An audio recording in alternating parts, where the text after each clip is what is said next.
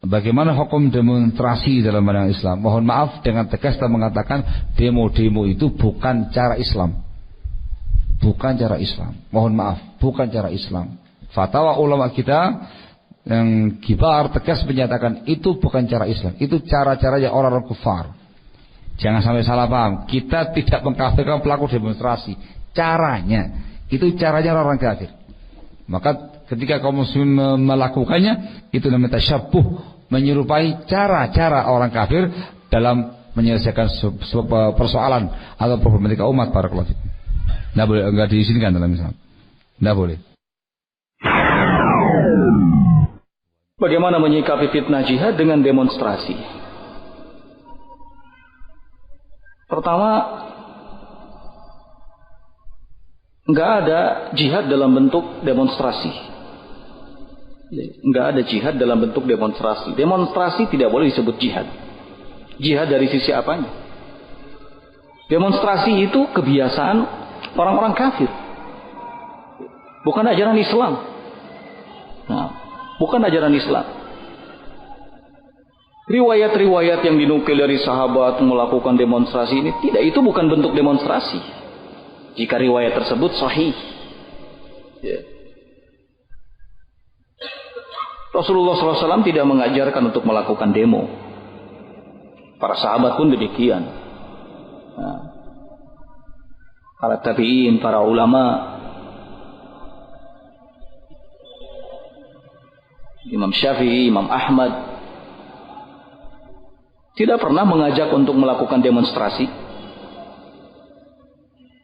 Sekalipun menghadapi penguasa yang zalim, penguasa yang lalim, ya, nggak ada ajakan untuk melakukan hal itu. Demonstrasi bukan jihad, jihad bukan demonstrasi.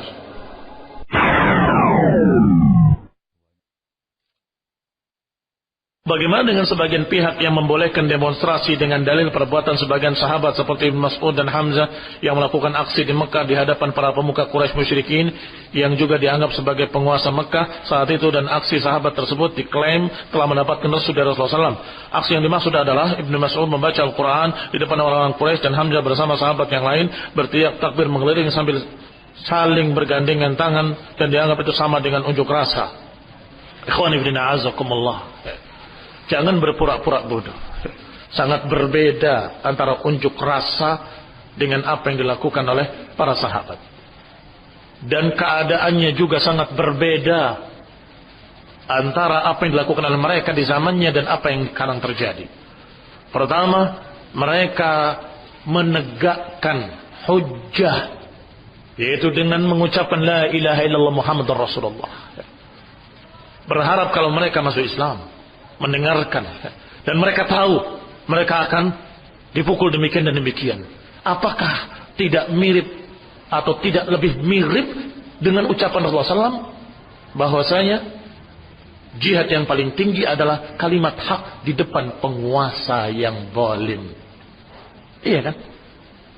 Dia tegakkan al-haq, tidak ada ilah kecuali Allah. Mau apa? Mau bunuh saya? Silakan. Itu nasihat kepada mereka. Dan tidak seperti sekarang mengacaukan segala sisi, mengacaukan jalan raya, mengacaukan urusan ekonomi, segala macam. Na'udzubillah, sekian banyak mudaratnya. Itu satu. Yang kedua, barakallahu fikum, waktu itu tidak ada penguasa. Di zaman jahiliyah, siapa yang kuat dia yang menang. Siapa yang dimaksud penguasa? Tidak ada penguasa. Maka tidak sama dikatakan itu demonstrasi pada penguasa. Penguasa yang mana? Taib, itu jawaban kedua. Jawaban ketiga, apakah kamu samakan penguasa sekarang seperti musyrikin Quraisy? Penguasa yang masih salat, puasa, haji, penguasa yang mengucapkan assalamualaikum, penguasa yang mengucapkan la ilaha illallah. Musyrikin Quraisy menentang kalimat la ilaha illallah, apalagi masuk Islam. Bagaimana mau disamakan? Itu qiyasun ma'al fariq, berarti qiyasun batil. Yang namanya qiyas analogi itu ada syurut, kata para fuqaha. Ada syarat-syaratnya, ada maqis alaih, ada wajhus syabah. Yang dikiaskan kepadanya, dan ada sisi persamaan. Sekarang sisi persamaannya apa? Tidak ada samanya dari segala sisinya. Ini ada penguasa dan keteraturan. Waktu itu tidak ada penguasa dan tidak ada keteraturan. Berbeda. Sekarang penguasanya muslim. Di sana, kalaupun dianggap penguasa bukan muslim. Di sini demonstrasi dengan jumlah yang besar menutup jalan tol berkilometer, dan kami pernah merasakan dan jadi korbannya. Wallahi, yang mau nikah gak ada menikah, yang mau terbang gak jadi terbang, hangus sekekatnya. Yang tadinya ini sekian banyak orang mengeluh. Yang mau nengok, mau mendengarkan atau mau menasihati seseorang yang akan wafat sudah wafat duluan. Sahih, sakit keras, saya akan datang, saya akan berbicara. Sampai sana sudah mati. Karena hampir sekian belas jam perjalanan dari Cirebon ke Jakarta. Hampir 20 jam. Gara-gara apa? Gara-gara demonstrasinya mereka kaum buruh yang bau-bau sosialis. Ikhwan fillah, kaum muslimin rahimani wa rahimakumullah. Sampaikan aspirasi sendirian, kenapa sih takut? Datang. Kami ingin menyampaikan sesuatu. Diterima alhamdulillah. Enggak diterima melalui orang yang lain yang bisa diterima. Kalau diterima alhamdulillah, sampaikan. Kami dari organisasi ini, kami memberikan nasihat kepada bapak-bapak. Mudah-mudahan bapak bisa memahami apa yang kami maksud. Bahwa kami rakyat, kami membutuhkan begini dan begitu.